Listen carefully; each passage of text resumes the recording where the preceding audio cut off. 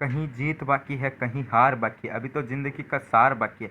यहाँ से चलना शुरू किया है मंजिल के लिए, बस ये तो एक पन्ना है, अभी पूरी किताब बाकी है। नमस्कार साथियों, मैं योगेश आप सभी का बहुत बहुत स्वागत करता हूँ स्टडी लट पे। संघर्ष अभी भी जारी है, सपने होंगे सच। ठीक है, आप सभी को पता है कि हम स्पेशल BSTC 2022 की हमारी क्लासें चल रही है। आज हमारी क्लास है सामान्य ज्ञान की, जो क्लास है वो है 5 नंबर। ठीक है, यहाँ पे आप देख सकते हो 5 नंबर क्लास है। मैंने आपको सामान्य ज्ञान की पहले 4 क्लासें प्रोवाइड करवा दी। अगर आपने अभी तक एक भी क्लास नहीं देखी है तो आप प्ले लिस्ट में जाके देख सकते हो। मेरी बात ध्यान से सुन लेना, सभी सब्जेक्ट की प्ले लिस्ट मैंने अलग अलग बना रखी है। यहाँ पे आपकी रीजनिंग की अलग है, ठीक है, उसके बाद आपकी मैथ की भी अलग है, और उसके बाद आपकी जीके की भी प्लेलिस्ट अलग अलग बना दी है। तो आप प्लेलिस्ट के हिसाब से अपनी क्लासें देख सकते हो। ठीक है, और आज की हमारी क्लास रहने वाली है 5 नंबर क्लास है। एकदम तैयारी होगी जीत की, अब की बार सिलेक्शन का।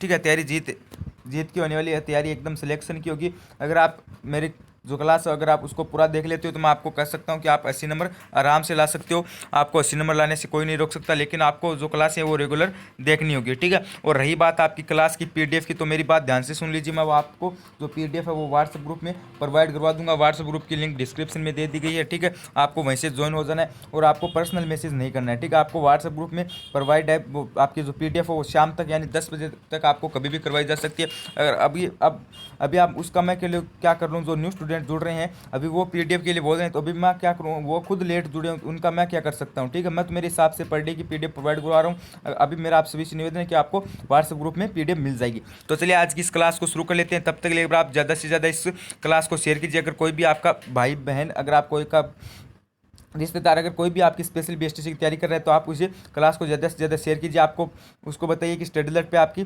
स्पेशल BSTC की तैयारियां करवाई जा रही है, आपकी रेगुलर क्लासें हो रही है, और जो आपकी जो मैथ और रीजनिंग क्लास है वो कुछ टेक्निकल कारणों की वजह से आज नहीं हो पाई, लेकिन आपकी जो कल से जो क्लास है वो भी स्टार्ट कर दी जाएगी। तो चलिए आज की इस क्लास को शुरू कर लेते हैं।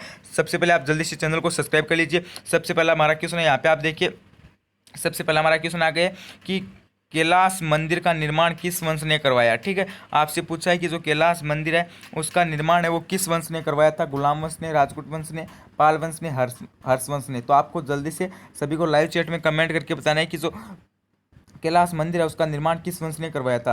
तो इसका आपका राइट आंसर हो जाएगा यहाँ पे राष्ट्रकूट वंश ने करवाया था। किस मंदिर का निर्माण, कैलाश मंदिर का निर्माण करवाया था। नेक्स्ट अगला क्वेश्चन है, राष्ट्रपति के द्वारा राज्यसभा में कुल कितने सदस्यों को मनोनीत किया जाता है। तो आप सभी जल्दी से कमेंट करके बताइए, सभी जल्दी से लाइव चैट में बताइए कि राष्ट्रपति के द्वारा राज्यसभा में कुल कितने सदस्यों को मनोनीत किया जाता है। आप जल्दी से बता दीजिए। और जो न्यू स्टूडेंट है उनको एक बार फिर से बताना चाहता हूँ कि आप चैनल को सब्सक्राइब कर लीजिए। यहाँ पे आपको मैथ्स, इंग्लिश और आपकी रीजनिंग और आपकी जीके सभी क्लासें आपकी स्टार्ट कर दी जाएगी। थोड़ा समय लग रहा है, मैं भी आपसे माफ़ी मांगना चाहता हूँ, क्योंकि आपको पता है कि जो क्लास है वो थोड़ी सी आज नहीं आ पाई। ठीक है, लेकिन कल से आपकी मैथ और रीजनिंग की क्लास भी आ जाएगी। ठीक है, तो यहाँ पे आपको बताना है कि राष्ट्रपति के द्वारा राज्यसभा में कुल कितने सदस्यों को मनोनीत किया जाता है। तो यहाँ पे आपका राइट आंसर हो जाएगा ऑप्शन नंबर C, यानी 12 सदस्यों को मनोनीत किया जाता है। ऑप्शन नंबर C एकदम करेक्ट और राइट आंसर हो जाएगा। नेक्स्ट अगला क्वेश्चन है, गुट निरपेक्ष आंदोलन का प्रथम सम्मेलन कहाँ पर हुआ। ठीक है, तो आपको बताना है कि गुट निरपेक्ष आंदोलन का प्रथम सम्मेलन कहाँ पे हुआ। 4 ऑप्शन दिए गए, एक तो है बेलग्रेड, एक है अजरबैजान, एक है हवाना, एक है इनमें से कोई नहीं। तो आप सभी को जल्दी से बताना है कि जो गुट निरपेक्ष आंदोलन का प्रथम सम्मेलन वो कहाँ पे हुआ। तो यहाँ पे मैं थोड़ा सा बता देता हूँ, जो हवाने में हुआ, ठीक है, वो 14वां सम्मेलन था। उसके बाद यहाँ पे आपका 16वां हुआ। ठीक है, और यहाँ पे आपका जो प्रथम था वो बेलग्रेड में हुआ। ठीक है, प्रथम सम्मेलन था वो बेलग्रेड में, और इसमें 25 सदस्य देशों ने भाग लिया था। ठीक है, नेक्स्ट अगला क्वेश्चन है कि अनुसूची 12 में कुल कितने विषय हैं। ठीक है, तो आपको बताना है कि अनुसूची 12 में ये संविधान से रिलेटेड प्रश्न है। एक बात और बता देता हूँ कि आपका जो ये क्लास है इसमें आपकी इंडिया की पॉलिटिकल, इंडिया की हिस्ट्री, इंडिया की जियोग्राफी और संविधान से रिलेटेड भी और करंट अफेयर की भी क्वेश्चन है, यानी आपकी जो क्लास है वो एकदम शानदार होने वाली है। तो आप सभी जल्दी से लाइक कर दीजिए और चैनल को सब्सक्राइब भी अत्यावश्यक कर लीजिए। तो 4 नंबर क्वेश्चन में क्या पूछा है कि अनुसूची 12 में कुल कितने विषय हैं। 4 ऑप्शन दिए गए, एक तो 29, एक 28, एक 18, एक 17। तो आप सभी को जल्दी से कमेंट करके बताना है कि अनुसूची 12 में कुल कितने विषय हैं। तो यहाँ पे आपका राइट आंसर हो जाएगा 18। ठीक है, कुल कितने विषय, 18 है। नेक्स्ट अगला क्वेश्चन है कि ताशकंद समझौता कब हुआ। ठीक है, आपको बताना है कि ताशकंद समझौता कब हुआ। जल्दी से आप बताइए कि 1959 में हुआ, 1962 में हुआ, 1965 में हुआ या फिर 1966 में हुआ। तो आप जल्दी से बताइए कि ताशकंद समझौता कब हुआ। थोड़ा सा बता देता हूँ कि जो ताशकंद समझौता हुआ वो था भारत और पाकिस्तान के मध्य। ठीक है, भारत और पाकिस्तान के मध्य आप ये ताशकंद समझौता हुआ। वहीं पे भारत के प्रधानमंत्री थे लाल बहादुर शास्त्री। ठीक है, भारत के प्रधानमंत्री कौन थे, लाल बहादुर शास्त्री भारतीय प्रधानमंत्री थे, वहीं पे पाकिस्तान के राष्ट्रपति थे अयूब खान। ठीक है, तो इन दोनों के मध्य ये समझौता हुआ सन 1966 में हुआ। ठीक है, सन 1966 में ये समझौता हुआ। ठीक है, नेक्स्ट अगला क्वेश्चन है कि शिमला समझौता किस वर्ष हुआ? आप जल्दी से बताइए कि शिमला समझौता कब हुआ? 1970 में हुआ, 1972 में हुआ, 1960 में या फिर 1971 में हुआ? तो यहाँ पे आपका राइट आंसर हो जाएगा। आप जल्दी से बताइए कि शिमला समझौता कब हुआ। ठीक है, तो यहाँ पे आपका ऑप्शन नंबर ए एकदम से करेक्ट और राइट आंसर हो जाएगा। 1972 के अंदर शिमला समझौता हुआ। ठीक है, नेक्स्ट अगला क्वेश्चन है कोई विधेयक धन विधेयक है या नहीं है, ये कौन सुनिश्चित करता है? यानी आपसे क्या पूछा है कि कोई विधेयक है, ठीक है, वो धन विधेयक है या फिर नहीं है, इसका निर्णय कौन लेता है, इसका पता कौन चलाता है? तो आपको बताने कि राष्ट्रपति होता है, प्रधानमंत्री होता है, या फिर लोकसभा अध्यक्ष होता है, या फिर राज्यसभा का सभापति होता है। इसका जो सुनिश्चित है या इसका निर्णय है कि कोई विधेयक धन विधेयक है या फिर नहीं है, इसका निर्णय कौन लेता है, आपको बताना है जल्दी से। अगर ये क्वेश्चन आता है तो मैं आपको बता सकता हूँ कि आपकी तैयारी एकदम से अच्छी है। ठीक है, तो आप जल्दी से बताइए कि कोई विधेयक धन विधेयक है या फिर नहीं है, इसका जो निर्णय है वो कौन लेता है? तो यहाँ पे आपका राइट आंसर हो जाएगा यहाँ से आपका लोकसभा अध्यक्ष, यानी लोकसभा अध्यक्ष, ऑप्शन नंबर सी राइट हो जाएगा। लोकसभा अध्यक्ष है वो क्या करता है, वो पता चलाता है, निर्णय लेता है कि कोई विधेयक है वो धन विधेयक है या फिर नहीं है। ठीक है, नेक्स्ट अगला क्वेश्चन है कि सूचना का अधिकार नियम को कब लागू किया गया? ठीक है, ये क्वेश्चन आप मोस्ट कर सकते हो। यहाँ से आपको पूछा है कि सूचना के अधिकार नियम को कब लागू किया गया? 2002 में, 2005 में, 2007 में, 2009 में? तो आप सभी को जल्दी से बताना है कि सूचना के अधिकार नियम को कब लागू किया गया। तो यहाँ से आपका करेक्ट और राइट आंसर हो जाएगा 2005 में। ठीक है, सूचना के अधिकार नियम को 2005 में पारित किया गया या फिर लागू किया गया। लेकिन मेरी बात ध्यान से सुनना है आपको लास्ट में। ठीक है, आपके 20 क्वेश्चन में से आपको बताना है कि आपके कितने क्वेश्चन सही हो रहे हैं। अगर आपके 7 भी क्वेश्चन सही हो रहे हैं तब भी आपको कमेंट करके बताना है। ठीक है, अगर आप इन 20 क्वेश्चन को अच्छी तरीके से देख लेते हो तो मैं आपको कह सकता हूँ कि आपको 80 नंबर लाने से कोई नहीं रोक सकता। और आपकी जो रीजनिंग और मैथ की क्लास है वो भी कल से स्टार्ट कर दी जाएगी। तो आप सभी से मेरा निवेदन है कि प्लीज़ आप चैनल को सब्सक्राइब अत्यावश्यक कर लीजिए। ठीक है, और आपको पीडीएफ लेनी है तो आप व्हाट्सएप ग्रुप में ज्वाइन हो जाइए। ठीक है, वहीं पे आपको पीडीएफ भी प्रोवाइड करवा दी जाएगी। अभी पर्सनल मैसेज आपको बिल्कुल भी नहीं करना है, आपको व्हाट्सएप ग्रुप में ही पीडीएफ प्रोवाइड करवाई जाएगी। शाम तक आपको कभी भी मिल सकती है। ठीक है, अभी जो बंदे हैं वो लेट जुड़ रहे हैं तो उसका मैं क्या कर सकता हूँ? ठीक है, आप जितना जल्दी जुड़ोगे मैं उस हिसाब से आपको पीडीएफ प्रोवाइड करवा दूंगा, आपको शाम तक मिल जाएगी। जो दिन में क्लास होती है उसकी पीडीएफ आपको शाम तक 10 बजे तक कभी भी मिल सकती है। नेक्स्ट अगला क्वेश्चन है कि सेल्ला सुरंग किस राज्य में स्थित है? आपको बताना है कि जो सेल्ला सुरंग है, ठीक है, मेरी बात ध्यान से सुनिए, कि जो सेल्ला सुरंग है वो किस राज्य में स्थित है, यह आपको बताना है। ठीक है, ये क्वेश्चन अति महत्वपूर्ण क्वेश्चन है। आप जल्दी से बताइए कि सेल्ला सुरंग किस राज्य में स्थित है। एक तो हो गया यहाँ पे आपका मध्य प्रदेश में स्थित है, या फिर गुजरात में है, या फिर आंध्र प्रदेश में, या फिर आपकी पंजाब में? तो आप जल्दी से सभी कमेंट बताइए, लाइव चैट में आप जल्दी से कमेंट करके बताइए कि जो सेल्ला सुरंग है वो किस राज्य में स्थित है। तो यहाँ से आपका ऑप्शन नंबर सी एकदम से करेक्ट और राइट आंसर हो जाएगा। जो सेल्ला सुरंग है वो आंध्र प्रदेश में, ठीक है, आंध्र प्रदेश में सेल्ला सुरंग स्थित है। ठीक है, नेक्स्ट अगला क्वेश्चन है कि क्योटो प्रोटोकॉल पर भारत ने हस्ताक्षर कब किए? ठीक है, यहाँ से हमें क्या पूछा है कि जो क्योटो प्रोटोकॉल है उस पर भारत ने हस्ताक्षर कब किए? 4 ऑप्शन आपको देंगे, एक तो 1997 में, एक है 1999 में, एक है 2000 में, एक है 2002 में। तो थोड़ा सा मैं आपको बता दूँ कि जो क्योटो प्रोटोकॉल है वो सन 1997 में अपनाया गया। ठीक है, सन 1997 में क्योटो प्रोटोकॉल को अपनाया गया। उसके बाद ये जो क्योटो प्रोटोकॉल है इससे ग्रीन हाउस जो गैस है उनका जो उत्सर्जन है उनको कम करने के लिए इसको अपनाया गया। ठीक है, और भारत ने इस पर हस्ताक्षर किए थे अगस्त, मेरी बात ध्यान से सुनिए, भारत ने इस पर हस्ताक्षर किए अगस्त 2002 को। ठीक है, यहाँ से अगर आपको क्वेश्चन पूछेगा तो सीधा ऐसे ही पूछेगा कि भारत ने इस पर हस्ताक्षर कब किए। ठीक है, और इसको अपनाया गया था 1997 में।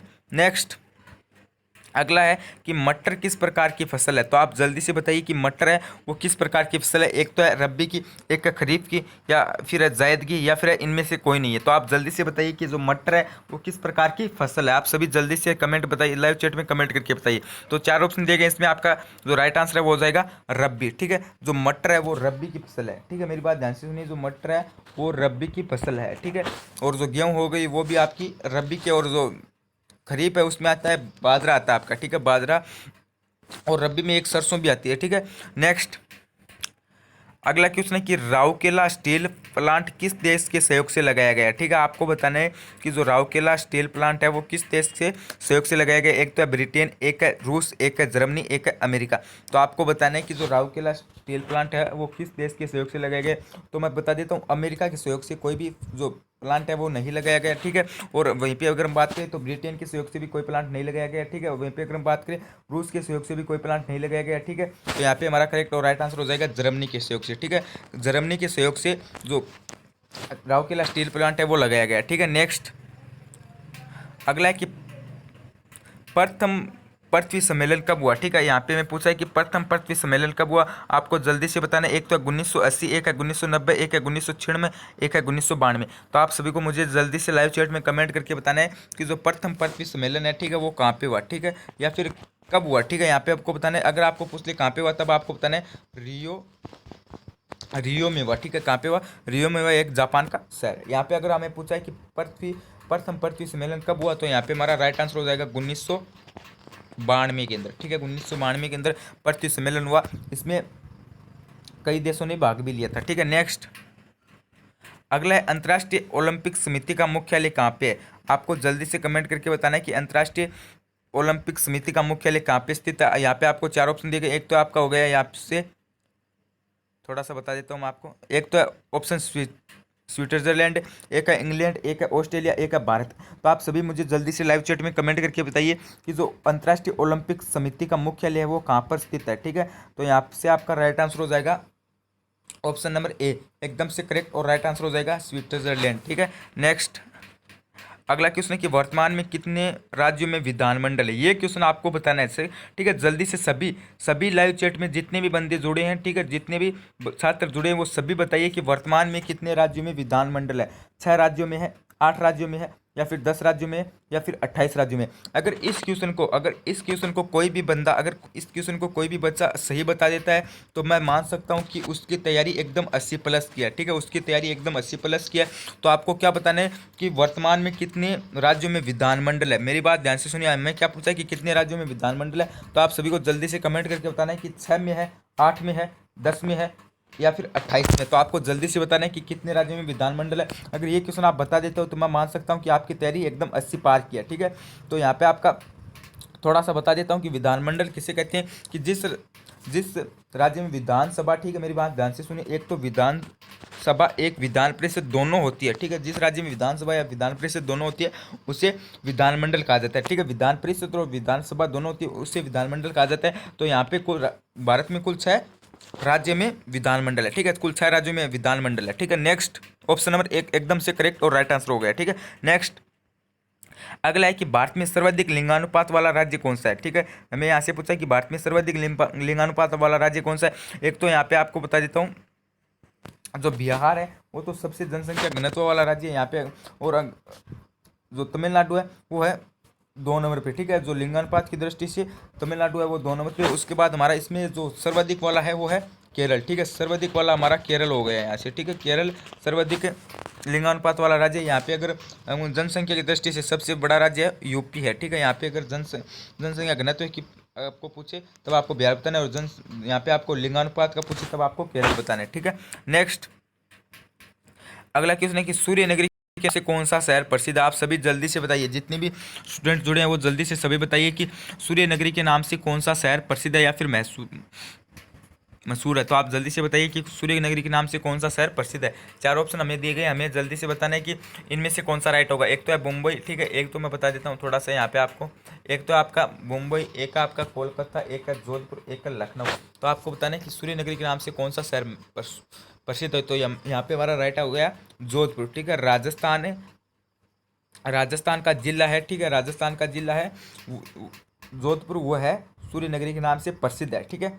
नेक्स्ट अगला क्वेश्चन है कि भारत की प्रमुख खाद्य फसल क्या है। आप सभी जल्दी से बताइए कि भारत की प्रमुख खाद्य फसल क्या है। ये प्रश्न आपका गलत नहीं होना चाहिए, मेरी बात ध्यान से सुनिए, ये प्रश्न आपका किसी भी हालत में गलत नहीं होना चाहिए। तो जितने भी स्टूडेंट जुड़े हैं वो जल्दी से लाइव चैट में कमेंट करके बताइए कि भारत की प्रमुख खाद्य फसल कौन सी है। चावल है, गेहूँ है, बाजरा है, या फिर इनमें से कोई नहीं। तो आप जल्दी से बताइए कि भारत की प्रमुख खाद्य फसल कौन सी है। गेहूँ है, चावल है, या फिर बाजरा है। तो यहाँ पे आपका राइट आंसर हो जाएगा चावल है, ठीक है। भारत की प्रमुख जो खाद्य फसल है वो चावल है, और चावल उत्पादन की दृष्टि से भारत का विश्व में दूसरा स्थान है। भारत विश्व में 21%, ठीक है, 21% भारत चावल उत्पादन करता है, ठीक है। नेक्स्ट अगला क्वेश्चन है, कन्नड़ भाषा किस राज्य में बोली जाती है। ठीक है, कन्नड़ भाषा किस राज्य में बोली जाती है। आपको चार ऑप्शन दिए, एक तो है गुजरात, एक है हरियाणा, एक है मध्य प्रदेश, एक है कर्नाटक। तो आप सभी जल्दी से बताइए कि जो जो कन्नड़ भाषा है वो किस राज्य में बोली जाती है। ठीक है, आप जल्दी से सभी बताइए। तो यहाँ पे हमारा राइट आंसर हो जाएगा कर्नाटक। ठीक है, कर्नाटक में बोली जाती है। ठीक है, और नेक्स्ट अगला क्वेश्चन है, यहाँ पे मैं थोड़ा सा बता देता हूँ। यहाँ पे थोड़ा सा गलती से यहाँ पे नाम टाइप हो गया थोड़ा सा। यहाँ पे मैं क्वेश्चन में क्या पूछा है कि द्वितीय, ठीक है, द्वितीय योजना काल में, ठीक है, या फिर द्वितीय योजना काल में लगाए गए कारखाने कौन से हैं। ठीक है, आपको बताने की जो द्वितीय पंचवर्षीय योजना या फिर द्वितीय योजना काल में जो कारखाने लगाए गए थे वो कौन कौन से हैं। ठीक है, कौन सा है, भिलाई है, दुर्गापुर है, या फिर राउरकेला, या फिर उपयुक्त सभी है। तो आपको जल्दी से जितने भी बंदे जुड़े मेरा उनसे निवेदन है कि आप जल्दी से बताइए कि द्वितीय योजना काल में लगाए गए कारखाने कौन सा है। ठीक है, भिलाई है, दुर्गापुरा या फिर राउरकेला।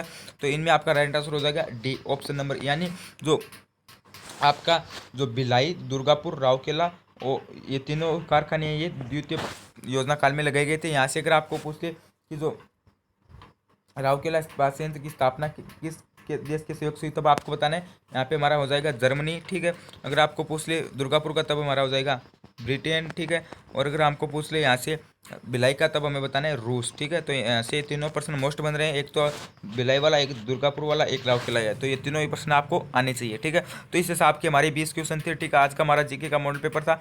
ठीक है, तो आपको बताने जीके क्लास थी, उसमें आपके 20 में से कुल कितने क्वेश्चन सही हो रहे हैं। ठीक है, जितने भी हो रहे हैं आपको बता देना है। अगर आपके 5 भी हो रहे हैं तब भी आपको बता देना है। ठीक है, और आपकी जो जीके और मैथ और इंग्लिश और आपकी जो रीजनिंग की क्लास है वो भी आप कल वापस शुरू हो जाएगी। ठीक है, ये जीके की तो आज हो गई है। ठीक है, और अगर आपको पीडीएफ पानी है तो आप व्हाट्सएप ग्रुप में ज्वाइन हो जाइए। वहीं पे आपको पर्सनल मैसेज नहीं करना है, वहीं पे आपको व्हाट्सएप पे कभी भी पीडीएफ प्रोवाइड करवा जा सकती है। और जो बंदा लेट जुड़ रहा है उसका मैं कुछ भी नहीं कर सकता हूँ। ठीक है, तो जो बंदा लेट जुड़ रहा है उससे मेरा यही निवेदन है कि आप जो पीडीएफ है वो आपको वापस से करवा दूंगा। ठीक है, आपको वापस से 1 से लेकर जो 5 क्लास से इनकी पीडीएफ वापस से प्रोवाइड करवा दूंगा, लेकिन आपको व्हाट्सएप ग्रुप में लिंक में ज्वाइन होना है। ठीक है, तो आप जल्दी से हो जाइए। और ज़्यादा अगर आप इससे भी लेट करते हो तो मैं उसमें फिर कुछ भी नहीं कर सकता हूँ। ठीक है, तो आप जल्दी से सभी जुड़ जाइए। और जो न्यू स्टूडेंट है वो प्लीज़ चैनल को सब्सक्राइब कर लीजिए। ठीक है, जो न्यू स्टूडेंट है मेरा आप सभी से निवेदन है कि आप चैनल को सब्सक्राइब कर लीजिए और आपकी जो तैयारी है वो एकदम शानदार करवाई जाएगी। अभी भी हमारे पास से 15 से 20 दिन का एग्जाम का समय बच गया। ठीक है, मेरी ध्यान से बात सुनिए, 15 से 20 दिन हमें मिल गए हैं। अभी 20 दिन तक आपकी एग्जाम नहीं होगी, आपको भी पता है। ठीक है, आपकी एग्जाम होने वाली है 25 अगस्त के बाद। ठीक है, क्योंकि अभी करेक्शन का मौका दिया गया है, तो फिलहाल 5-7 दिन तो करेक्शन की प्रक्रिया चलेगी। उसके बाद आपकी एग्जाम डेट घोषित होगी, तो 10 दिन आपको एग्जाम के से पहले बताया जाएगा, यानी आपकी 20 दिन लगने वाली है।